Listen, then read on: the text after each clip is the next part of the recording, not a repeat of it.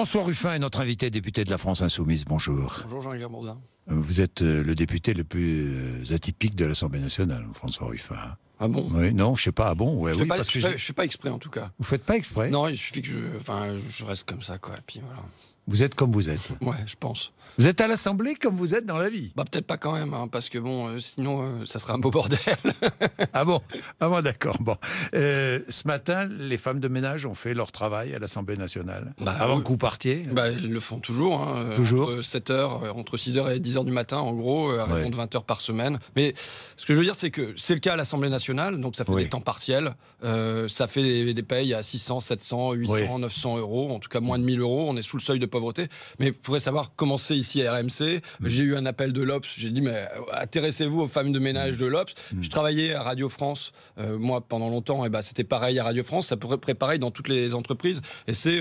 il y a eu un processus d'externalisation. J'avais interrogé un cadre là-dessus qui m'expliquait comment il avait eu à sous-traiter, à pousser les femmes de ménage dehors, alors que quand elles étaient à l'intérieur, elles bénéficiaient d'un statut, elles bénéficiaient des mêmes conditions de rémunération, d'un 13e mois, elles sympathisaient avec les gens à l'intérieur de l'entreprise. Et là, il y a des métiers populaires comme ça qui se sont trouvés marginalisés, externalisés, tout est dit. Ça peut être le cas pour des métiers qui sont faits par des hommes ou des femmes, d'ailleurs, des hommes ou des femmes venus souvent de l'étranger, parce que les Français ne veulent plus faire ces métiers-là à 600 euros. Vous avez raison.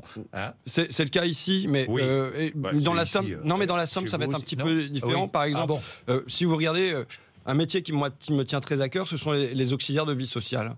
C'est-à-dire les personnes qui s'occupent des personnes âgées, qui vont passer d'une maison à l'autre, qui vont avoir leur temps de travail, leur temps de trajet qui ne va pas être compté, qui vont avoir 0 prime et qui vont se retrouver dans la même situation à 600, 700, 800 euros par mois. Et là, dans mon coin, ce sont des personnes d'origine française. Je ne veux pas opposer, moi, les personnes d'origine française aux personnes de couleur. On a là... ce sont des femmes aussi, et il faut trouver le moyen de valoriser les métiers, non pas seulement à travail égal, salaire égal, mais aussi revaloriser les métiers de femmes qui sont souvent ce qu'on appelle du travail subtil. On n'est pas dans le travail hyper visible, et puis tout ça, c'est du travail souvent de soins des personnes, et il faut trouver le moyen de construire un statut à ça. Faire qu'il y ait une rémunération minimale, faire qu'il y ait des garanties d'embauche. C'est pas parce qu'une personne âgée meurt que on doit se retrouver d'un seul coup à perdre une dizaine d'heures par semaine et puis plus avoir de revenus. Voilà, il y a quelque chose, parce que sinon les emplois de service aujourd'hui qui sont vantés partout, j'appelle ça des emplois de servitude, quand on doit survivre avec ça. Et donc il doit y avoir un vrai engagement si on veut aller vers les emplois de service, si on dit c'est comment la silver economy, vous savez, l'économie des cheveux blancs. Si on veut aller dans cette direction-là, il faut qu'on garantisse aux gens qui travaillent là-dedans qu'elles aient un revenu, qu'elles aient un statut, qu'elles aient une garantie que dans l'avenir, elles vont pouvoir se construire tranquillement pour elles et pour leurs enfants, et pas être dans l'inquiétude permanente du lendemain. Alors, nous allons parler de la SNCF, François Ruffin, mais je le disais, député atypique. Pourquoi? Parce que le discours que vous venez de tenir, vous l'avez tenu à la tribune de l'Assemblée nationale, ça a fait un buzz formidable. C'était jeudi dernier, je crois, ça a fait un buzz formidable sur les réseaux sociaux. Ce discours qui est un discours différent, qu'on entend peu dans la bouche des politiques, parce que c'est le discours concret. Je vais revenir sur la réforme de la SNCF, mais puisque nous sommes concrets, je me souviens quand vous étiez venu avec un maillot de foot à l'Assemblée, vous aviez été puni, je crois. Une amende de 1378 euros. Important. Vous l'avez payé, cette amende? On m'a pas demandé de la payer, on me l'a retenue directement sur salaire. Donc vous voyez, mais c'est de l'ordre de l'anecdote. Moi, ce qui m'intéresse, c'est de réussir à attirer l'attention sur des points invisibles du débat public. Et en l'occurrence, c'était d'abord sur les clubs de foot. Je suis heureux de ne pas avoir à sortir un plumeau à l'Assemblée nationale pour attirer l'attention sur la situation des femmes de ménage, ou bientôt un casse de pompier, une fourche de paysan, et ainsi de suite. Donc là, je suis content que le discours en lui-même, il tourne. Et c'est quand même une force aujourd'hui qu'on a de passer directement sur Facebook, sur Internet et tout ça, parce que on voit que ces thèmes-là qui apparaissent comme des thèmes ordinaires, ils peuvent susciter un intérêt. Et moi, c'est quelque chose dont je suis très heureux. C'est mon modeste rôle de ce que j'appelle député reporter. Est-ce que vous reversez votre rémunération de député? Je me suis engagé à ne regarder que le SMIC après impôt. Je ne regarde que le SMIC après impôt, c'est-à-dire que je reverse vous êtes engagé un grand et nombre vous l'appliquez d'associations. Bien. François Ruffin, vous êtes atypique, je le répète, même atypique au sein de votre mouvement, hein, de votre parti politique, la France Insoumise. J'espère que de toute façon... Vous êtes indépendant. Oui, oui. Oui. J'espère qu'on est tous, de toute façon, moi, je voulais venir à l'Assemblée en mon âme et conscience. Comme un député, j'ai ce grand rêve de la Révolution française, où les députés arrivaient, ils n'avaient pas été formés politiquement, ils n'appartenaient pas au départ à un parti, et puis ils se retrouvaient là, et les partis se constituaient au fur et à mesure d'une aventure qui est extraordinaire, qui est celle de la Révolution française. Et il y a quelque chose chez moi qui aspire à ça, d'arriver et de se forger ses convictions dans l'hémicycle, dans les commissions, ainsi de suite. Maintenant, je pense que de toute façon, il y a 17 députés, il y a 17 personnalités. Alors, 17 personnalités. Avant de parler de la SNCF, nous allons être dans le concret. Est-ce que vous êtes eurosceptique ? Est-ce que vous faites partie des députés de la France Insoumise? Oui, on peut dire que je suis eurosceptique sur cette Europe. Peut-être qu'elle se construit aujourd'hui depuis Jacques Delors, c'est-à-dire depuis 30 ans. L'Europe de la concurrence libre et non faussée, avec des ayatollahs de la concurrence à Bruxelles. Oui, je suis très eurosceptique là-dessus. Je pense que ça nous mène à la catastrophe. L'un de mes thèmes de bataille l'an dernier, au moment de mon élection, c'était Whirlpool. Whirlpool, c'est quoi? C'est une première délocalisation en 2002 du lave-linge, c'est une deuxième délocalisation du sèche-linge. Eh bien, il y a beaucoup d'emplois, beaucoup de personnes ont été recasées, ont été repris, et maintenant il y a encore un certain nombre de cas problématiques. Peut-être que je reviendrai vous voir. Bon, d'accord. Le parti médiatique, première opposition à la France Insoumise, j'ai entendu ça dans la bouche de Corbière.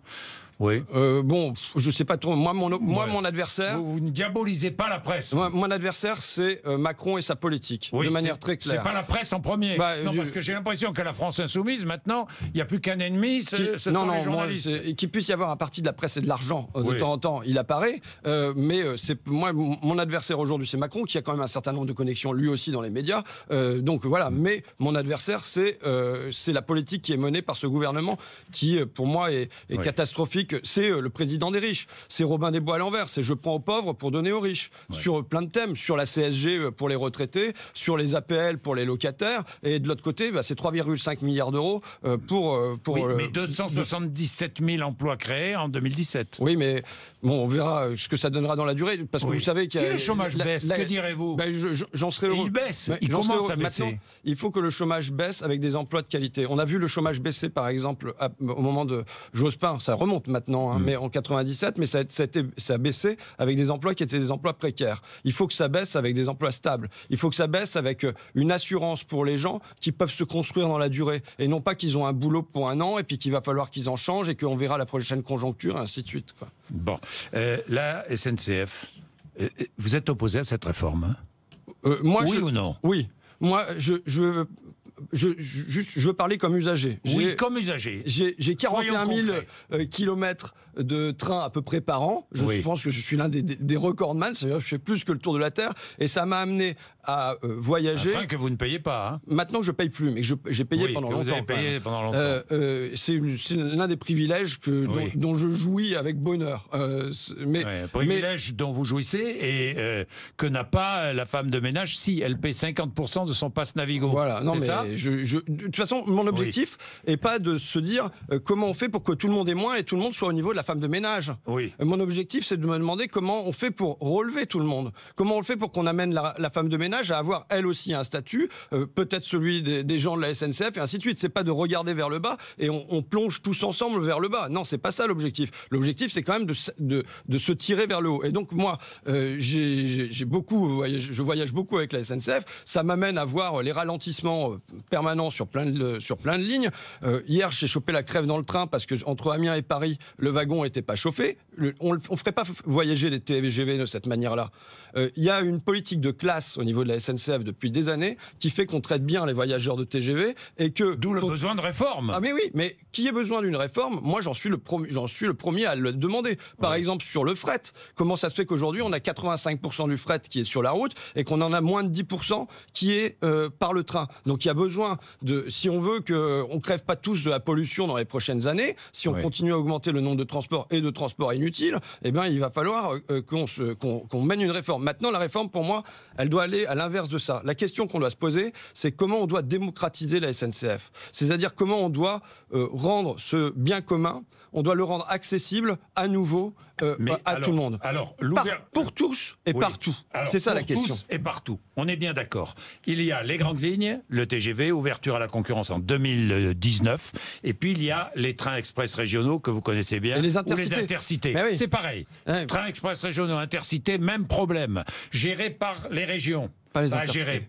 Pas les intercités, c'est vrai. Les TER. Parce que je dis, que les intercités sont les grands oubliés. On a voulu mettre du TGV partout. C'était une politique de prestige et qui a coûté cher. Et je veux oublier le TGV. Oublions le TGV. Qui est quand même la cause importante de la dette de la SNCF. Oui, c'est les investissements dans le TGV. Oui, mais aujourd'hui, le TGV est rentable. Aujourd'hui, loin d'être, c'est pas du tout rentable sur toutes les lignes. Il y a des lignes qui sont rentables. Les premières lignes ont été rentables et ont financé d'autres choses. Maintenant, les dernières lignes qui ont été créées, c'est une politique, soit on peut dire d'aménagement du territoire pour rapprocher les villes, soit. Est-ce que vous dites non à l'ouverture à la concurrence des TER et des intercités? Je dis non. Pourquoi? Je dis non parce que on est là, il y a un seul rail, ça va être le bordel. C'est déjà le bordel. Le fait d'avoir séparé en 97 le rail de ce qui circule dessus, ça a été le gros bazar. Là, qu'est-ce que vous allez faire? Vous allez juste rajouter du bazar au bazar. La question n'est pas là, elle est comment on investit sur les trains qui existent. 50 milliards d'euros de dette pour investir encore. Mais très bien, mais 50 milliards d'euros de dette. Est-ce que aujourd'hui, depuis 20 ans, 66% des investissements en matière de transport se fait sur la route. Mais il se trouve qu'on ne demande pas aux camionneurs de payer pour les investissements sur la route. Ce sont des dizaines de milliards d'euros. Les camionneurs devraient payer ? Je pense que c'est une idée, pourquoi pas. Mais en tout cas, sur le rail, c'est pas comme ça que ça se passe. Le rail, l'État dit à la SNCF de construire des lignes TGV et il lui donne pas un rond pour payer. C'est-à-dire que le rail doit se payer lui-même. Si demain, il y a le canal Seine-Nord dans ma région, c'est pas les péniches qui vont payer pour le canal. Ça va être soit les régions, soit l'État, soit l'Europe. Mais ça va pas être là. Cette dette de la SNCF, c'est essentiellement une dette d'investissement et essentiellement une dette d'investissement dans le TGV. Donc, d'une part, donc il faut que on rende ces investissements, ça doit être pris en charge par l'État. Voilà. Oui, mais d'accord. Bon, j'oublie la dette. Mais l'ouverture à la concurrence, ça va peut-être permettre de faire baisser le prix du billet ou de rendre un meilleur service. Certaines régions, notamment la vôtre, les Hauts-de-France, la région Hauts-de-France veut absolument cette ouverture à la concurrence. Bertrand qui est de droite. Je veux dire, quand on a un marteau, on voit tous les problèmes sous forme de clous. Eh ben, Macron et les libéraux, et ça fait 30 ans que ça dure, et Bruxelles, et ainsi de suite, et Washington, l'OMC, ils voient tous les problèmes sous forme de « il faut ouvrir à la concurrence ». Il y a un problème, il faut ouvrir à la concurrence. Eh ben non, c'est pas la seule solution que d'ouvrir à la concurrence. Macron, c'est l'homme des cars Macron, qui est pour moi quelque chose de catastrophique. Même si ça permet aux jeunes de voyager moins cher. Plus longtemps, mais moins cher. C'est catastrophique sur le plan écologique, parce que il y a par exemple une ligne de bus. Dites-moi, en Picardie, j'ai vu qu'il y avait une ligne de bus écologique qui allait ouvrir. J'ai pas vu ça. Mais moi, je vous le dis, moi. Non, mais attendez. À Paris-Amiens. L'essentiel, l'essentiel des lignes de bus de car Macron, ce sont des lignes. Des bus électriques. Qui suivent le train. Or, c'est 10 fois, 15 fois plus consommateur de CO2 que ne l'est le train. Bon, donc c'est catastrophe sur le plan écologique et même sur le plan social, ça n'est pas une bonne chose. Pourquoi ? Parce que l'objectif doit être de rendre le train accessible à tous et non pas de se demander comment on va créer une 3e classe, une 4e classe, une 5e classe parce qu'on est nettement moins bien dans un car pour bosser, par exemple, pour lire, ça donne le mal, comment on rend le train accessible. Ça doit être le cœur du problème. Bon, moi j'avais une proposition durant ma campagne, c'est de dire que par exemple, il devait y avoir 1000 km de train gratuits par personne. C'est une imitation de ce qui s'est pris pendant le Front populaire où on avait rendu le train accessible à toutes les familles pour leur permettre de partir en vacances à la mer. Donc voilà, la question aujourd'hui, elle devrait être non pas de comment on fait pour faire de l'ouverture à la concurrence, parce que vous l'avez lu le rapport Spinetta. J'ai lu le rapport Spinetta. Oui. Il y a quand même une donnée qui est vachement intéressante. Ce n'est qu'un rapport. Hein, oui, ce n'est qu'un rapport. Mais enfin, on voit bien très bien comment il est utile et utilisé. Dans le rapport Spinetta, on nous dit qu'en France, le prix moyen est de 7,8 € pour 100 km. 7,8 €. Au Danemark, on est à 29,7. Ensuite, en Suisse, on est en 28,6. En Autriche, on est à 24 €. Est-ce que c'est dans cette direction-là qu'on va aller ? C'est-à-dire sur les lignes rentables, une hausse du tarif, non pas pour pouvoir maintenir des lignes qui soient moins rentables, mais juste... Bon. Mais François Ruffin, si l'on veut que les trains soient à l'heure, si on veut que le service soit parfait, il va falloir augmenter le prix du billet. Je vois pas comment on peut faire autrement. Non, franchement, si, je veux vous le dire. Je vais vous le dire. Cette dette dont vous parlez de 40 milliards sur lequel on paye en plus des intérêts, je vous le redis, ce n'est pas à la SNCF d'avoir cette dette. Elle doit être éliminée, tout comme l'État paye pour la route. Bah oui, mais donc la SNCF en elle-même aujourd'hui de cette dette. La SNCF mobilité, ce qu'ils appellent, c'est-à-dire les trains en eux-mêmes et non pas la voie, elle n'est pas déficitaire. Donc là n'est pas le problème. Le problème, c'est cette dette qui est aux infrastructures. Les cheminots, bon, le statut pour les nouvelles embauches qui pourraient changer. Les cheminots bénéficient d'un régime de sécurité sociale et de retraite spécifique. Est-ce encore logique, sincèrement, aujourd'hui dans notre monde? Moi, je vous le redis, mon objectif, en tout cas, je ne vois pas le lien entre ça et le fait qu'on ait des meilleurs trains. C'est tout. C'est comme si on disait que pour que... L'ouverture à la concurrence, le lien, il est dans l'ouverture à la concurrence, justement. Parce que ce régime-là ne pourra pas être transposé à une entreprise privée. Mais qu'est-ce qu'on veut? Est-ce que... c'est comme si on disait que pour que la presse se porte bien, il faut revoir les avantages fiscaux des journalistes. C'est du truc qui est complètement annexe. Vous êtes pour ou contre? Non, je suis pour. Enfin, vous voulez les maintenir? Non, c'est pas mon truc. Vous le savez, je vous l'ai déjà dit. Bon, donc vous êtes contre ces avantages fiscaux. Vous êtes contre. Ce sont des peccadilles. Non, mais d'accord. Mais je sais parce que c'est un argument qui est brandi par beaucoup et même à la France insoumise. Donc vous êtes contre le maintien? Oui. Mais sur les cheminots, moi je le redis, l'objectif n'est pas de toujours regarder vers le bas, c'est de nous aider à regarder vers le haut. Et moi mon souhait, c'est que dans ce pays, il y ait un maximum de personnes qui aient un statut. Et non pas qu'on aille vers tous sans statut et avec des dégradations des conditions salariales et ainsi de suite. Vous avez vu, puisque vous me parlez de l'ouverture à la concurrence, vous avez vu cette une du Monde de la semaine dernière. Est-ce que vous arrivez à lire le nombre de zéros là qu'il y a? 93 milliards, parce que je connais le chiffre. Voilà, mais on a 8 zéros. Et 400 millions, 93 milliards, 400 millions d'euros de profit pour les 40 entreprises du CAC 40. Dans le même temps, vous savez que la fortune de Bernard Arnault a bondu de 74%. Merci patron. Challenge a annoncé que la part des 500 fortunes par rapport au PIB a été passée de 6% à 24% juste pour les 500 premières fortunes de France en 20 ans. Donc on a un phénomène inégalitaire qui est massif. Est-ce qu'il faut ouvrir de nouveaux fromages pour ces gens-là? La ligne du dessus, c'est quoi? Macron donne le coup d'envoi des privatisations. Même pour la SNCF, c'est vers ça qu'on va. C'est l'ouverture de nouveaux fromages, des lignes qui sont les plus rentables. Et ben moi, c'est pas mon truc. Oui, ça, je l'ai bien compris. Vous savez, quand on voit ça, on se dit la théorie du ruissellement. Mais le jour où ça va ruisseler, ça va nous pleuvoir des euros sur la tête, il va nous falloir des parapluies avec tout ce qu'ils ont là-haut. Bien. Est-ce que vous serez dans la rue s'il y a grève, manifestation? De toute façon, j'y serai, il n'y a pas de doute.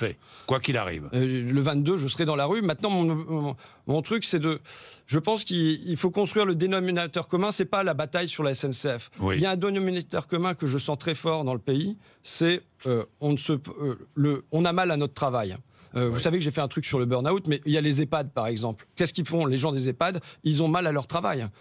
Ils se demandent comment ils peuvent bien faire leur métier. Les gens de la police, j'ai rencontré des gens de la police, ils ont la même interrogation. Comment on peut bien faire notre métier? Hier, je travaille sur le projet de loi agriculture. Et on discutait des abattoirs. Comment auparavant, un boucher qui était en abattoir, il avait le sentiment d'accompagner la bête et de travailler sur la bête de manière constante. Et maintenant, il chope des maladies dans tous les sens et il voit plus de sens à son travail. Je pense qu'on est dans tous les... le dénominateur commun aux Français aujourd'hui, c'est quel est le sens de notre métier? Comment on peut faire notre travail? C'est pas seulement une question de surmenage, c'est une question de sens. Alors, en vous écoutant, vous êtes un vrai révolutionnaire, François Ruffin, au sens noble du mot. Je vous dis ça parce que j'ai l'impression que vous ne faites pas la même politique, vous ne parlez pas de politique de la même façon que d'autres députés de votre parti ou d'ailleurs. C'est à vous d'en juger. Mais j'en juge. Moi, j'aime Jaurès qui se disait réformiste révolutionnaire. Vous savez, réformiste parce qu'il faut qu'on fasse des petits pas et que le petit pas, on reprenne confiance en nous. On est le peuple aujourd'hui, il a plus confiance en lui, il a plus confiance dans sa force. Il faut qu'on ait des petits pas qui nous permettent de reprendre confiance en nous et de tourner notre nez vers un autre horizon et qui ne soit pas celui de la concurrence généralisée entre les hommes, entre les entreprises, entre les États. Alors j'ai une dernière question qui est là, et très politique. On donnait l'information ce matin sur RMC. Il va y avoir une réforme constitutionnelle avec un taux de proportionnel aux élections législatives entre 10 et 13%, à peu près 40, 50 députés élus à la proportionnelle. C'est la réforme constitutionnelle, vous pourriez la voter ? en tout cas... Moins de députés, de sénateurs... Non, je suis contre. Je suis contre. Non, je suis contre qu'on pose la question comme ça. Moi, la question qui devrait se poser, c'est aujourd'hui, quel est le rôle du Parlement? Est-ce que c'est une chambre d'enregistrement des désirs du président? Est-ce qu'on va... Donc vous êtes contre la limitation du nombre de députés et sénateurs?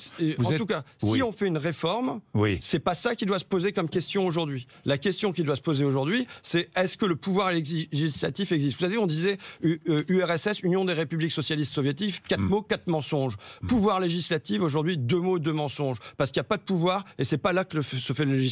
Le législatif, il se fait à l'Élysée, il transite par les ministères. Voilà la grande question pour moi, c'est comment on coupe le cordon ombilical entre le pouvoir exécutif et l'Assemblée. Et tant qu'il n'y a pas ça au cœur des débats et au cœur d'une réforme, eh ben je peux pas regarder ça autre chose comme étant une espèce de parodie.